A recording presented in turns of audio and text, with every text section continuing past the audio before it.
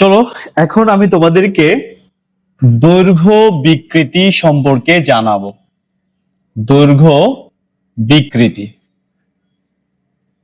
Sir দৈর্ঘ্য বিকৃতি কাকে বলে? তোমার কাছে একটা বস্তু আছে, এই বস্তুটার দৈর্ঘ্য হচ্ছে এল। এখন এই বস্তুটার উপর তুমি বল প্রয়োগ করেছো, যার কারণে বস্তুটা স্মল এল পরিমাণ দৈর্ঘ্য বৃদ্ধি ঘটেছে।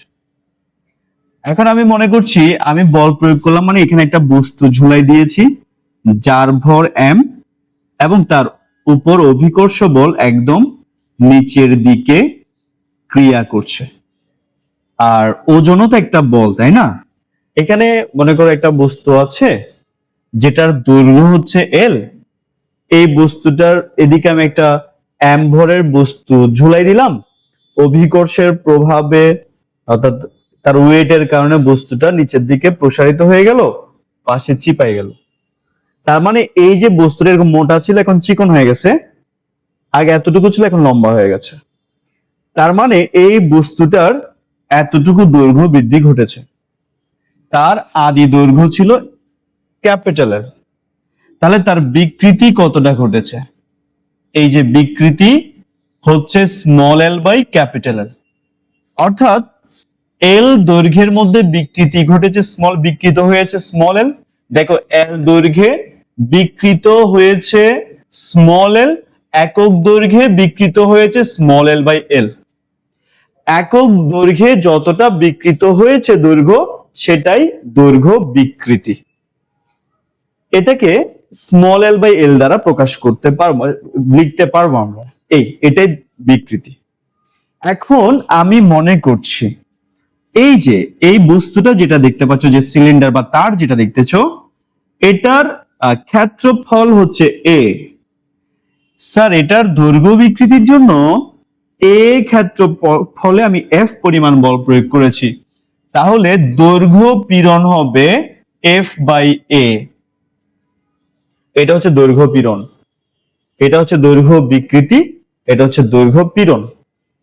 মাথায় রাখবা এই দৈর্ঘ্য পীড়নকে দৈর্ঘ্য বিকৃতি দিয়ে ভাগ করলে একটা ধ্রুব সংখ্যা পাবে। এখানে যে ধ্রুব সংখ্যাটা পাবে সেটাকে বলা হয় ইয়ং মডুলাস বা ইয়ং এর গুণাঙ্ক, যেটাকে ওয়াই দ্বারা প্রকাশ করা হবে। তো স্বাভাবিকভাবে পীড়ন মানে যদি এফ বাই এ লিখি ডিভাইডেড বাই বিকৃতি মানে small L by capital L লিখি, তাতে আশা রাখছি কোনো সমস্যা হওয়ার কথা নয়। এখন আমি যদি চাই এটাকে ওয়াই সমান এফ বাই এ ইন্টু ভাগকে গুণ দিলে নিচের রাশি উপরে, উপরের রাশি নিচে চলে আসবে, এভাবে লেখা যাবে ওয়াই সমান এফ ক্যাপিটাল এল, নিচে এ স্মল এল লেখা যাবে। এই যে ওয়াই দেখছো না, এটা হচ্ছে ইয়ং এর গুণাঙ্ক বা ইয়ং মডুলাস। এফ হচ্ছে কোন বস্তুর উপর প্রযুক্ত বল, আর এক্ষেত্রে বস্তুর ওজন, এল মানে তার আদি দৈর্ঘ্য, এ মানে হচ্ছে ক্ষেত্রফল, আর স্মল এল মানে দৈর্ঘ্য বৃদ্ধি। তবে মাথায় রাখবা ইয়ং এর গুণাঙ্ক যখন আমরা হিসাব করি তখন আমরা এটা তার চিন্তা করি, তার কিন্তু একটা সিলিন্ডার আকৃতির বস্তু, সেই জন্য আমি এটাকে এদিকে লিখছি, এটা মুছে দিয়ে লিখছি, তোমরা ভালো করে খেয়াল করো। আমরা এক্ষেত্রে ওয়াই সমান লিখতে পারবো এফ, এফ মানে এই যে ওজন লেখা যাবে এম জি মানে বস্তুটার ভর, আর ক্যাপিটাল এল হচ্ছে বস্তুটার আদি দৈর্ঘ্য।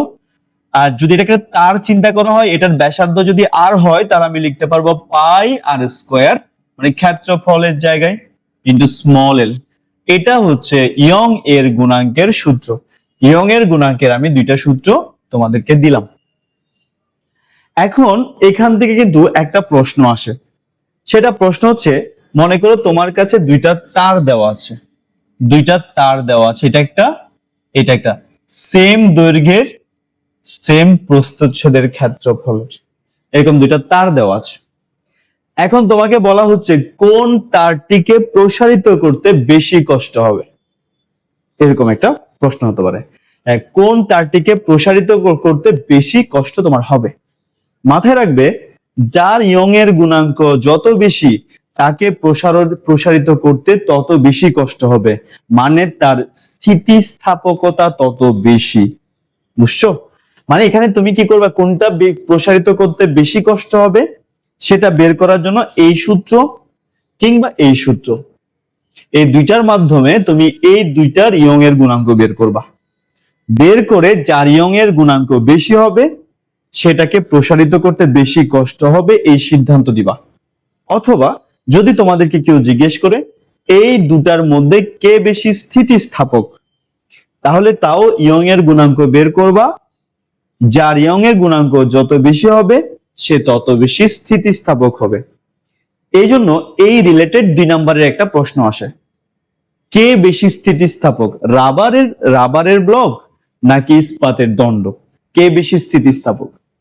স্যার দেখো, একটা রাবারকে তুমি যদি বল প্রয়োগ করো এটা সহজে প্রসারিত হবে, সহজে প্রসারিত হবে। তুমি দেখো তো, এই যত বেশি প্রসারিত হবে ওয়াই এর মান তত কমবে না? বুঝছো?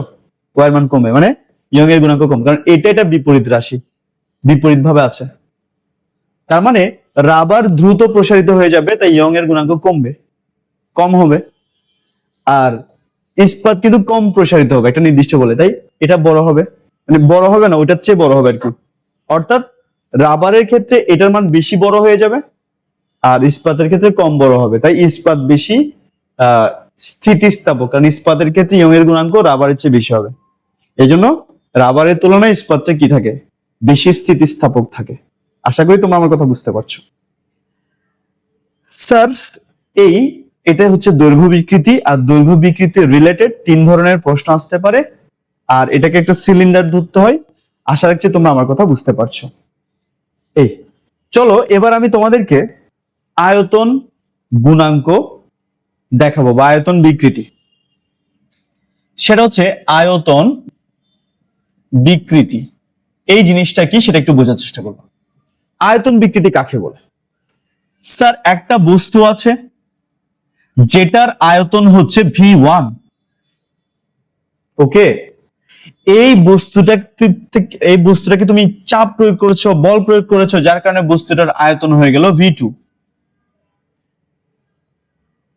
এই বস্তুটার ক্ষেত্রফল মনে করো A, ক্ষেত্রফল A, ওকে। ক্ষেত্রফল A, এই বস্তুটার আয়তন V1, প্রেসার দেওয়ার পর আয়তন হয়ে গেছে V2। তার মানে এই ক্ষেত্রে আয়তনের পরিবর্তন হয়েছে V1 মাইনাস V2। তার মানে আয়তন বিকৃতি কত? আয়তন বিকৃতি, স্যার এর আয়তন বিকৃতি হবে আয়তনের পরিবর্তনকে আদি আয়তন দিয়ে ভাগ করেছো, এই যে আয়তনের বিকৃতি পেয়ে গেল।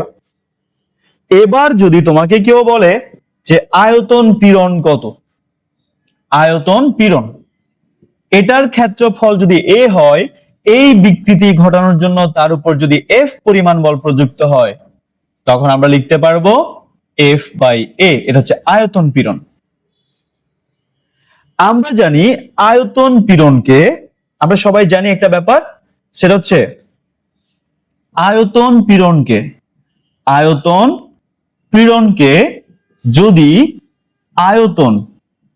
আয়তন বিকৃতি দিয়ে ভাগ করো, আয়তন বিকৃতি দিয়ে যদি ভাগ করো, তাহলে তোমরা পাবা আয়তন গুণাঙ্ক, যেটাকে বাল্ক মডুলাস বলে, এটাকে বি দ্বারা প্রকাশ করা হয়। এখন আয়তন পীড়ন হচ্ছে F বাই A, আয়তন বিকৃতি হচ্ছে ডেল ভি বাই V1 সমান হচ্ছে আয়তন গুণাঙ্ক, যেটাকে বি দ্বারা প্রকাশ করা হয়। এবার যদি তুমি চিন্তা করো তাহলে বি সমান কি পাবে, F by A into V1 by del V. তাহলে বি সমান হচ্ছে F V1 নিচে A ইন্টু ডেল ভি, আর চাইলে F V1 নিচে A ইন্টু ডেল ভি কে তুমি V1 মাইনাস V2 লিখতে পারবে। স্যার এটা হচ্ছে আয়তন গুণাঙ্কের সূত্র। তার মানে আয়তন পীড়ন কাকে, আয়তন বিকৃতি কাকে বলে? কোন বস্তুর উপর বল প্রয়োগের ফলে বস্তুটির একক আয়তনের যে পরিবর্তন ঘটে সেটাকে আমরা বলবো আয়তন বিকৃতি। আর আয়তন পীড়ন কি? কোন বস্তুর নির্দিষ্ট পরিমাণ আয়তন বিকৃতি ঘটানোর জন্য বস্তুটির উপর যে পরিমাণ, বস্তুটির একক ক্ষেত্রফলের উপর যে পরিমাণ বল প্রয়োগ করতে হয় সেটাকে আমরা বলবো আয়তন পীড়ন। আর আয়তন গুণাঙ্ক কি? স্থিতিস্থাপক সীমার মধ্যে আয়তন পীড়ন এবং আয়তন বিকৃতির অনুপাত একটা ধ্রুব সংখ্যা, এটাকে আয়তন গুণাঙ্ক বা বাল্ক মডুলাস বলে, যেটাকে আমরা বি দ্বারা প্রকাশ করি। তো এই ক্ষেত্রে আয়তন পীড়নকে আয়তন বিকৃতি দিয়ে ভাগ করলে আমরা এই পয়েন্টটা পাচ্ছি। নিশ্চয়ই তোমরা এটা বুঝতে পেরেছো। সো এটাকে চাইলে তুমি অন্যভাবে লিখতে পারো, আরেকটা প্যাটার্নে লিখতে পারো। আশা রাখছি এগুলো বুঝেছো। আমি ছোট্ট একটা বিষয় তোমাদেরকে এখানে একটু মনে করাই দিচ্ছি। এই পয়েন্ট আমি লিখবো, সেটা কি? স্যার বি, এটা হচ্ছে bulk modulus, F by A মানে চাপ, P into V one by del V, তার মানে P V one by del V, এটা হচ্ছে আয়তন গুণাঙ্ক। স্যার এটা থেকে কিছু ম্যাথ আসে যে আয়তনের পরিবর্তন কত হয়েছে, চাপ কত হয়েছে, আর আয়তন গুণাঙ্ক কি, সিম্পল সিম্পল কিছু ম্যাথ আসতে পারে। আর যে আরেকটা ব্যাপার দেখাচ্ছি মোচর গুণাঙ্ক, এটা তোমার ক্লাসে নাই, সেটা তোমার স্ট্যান্ডার্ডে নাই, সেটা তোমরা ইন্টার এসে পড়বা। তো আশা করছি তোমরা এই প্যাটার্ন গুলা বুঝতে পেরেছো। আশা করছি কোনো সমস্যা হওয়ার কথা নয়। তো আমরা আজকে কি শিখলাম?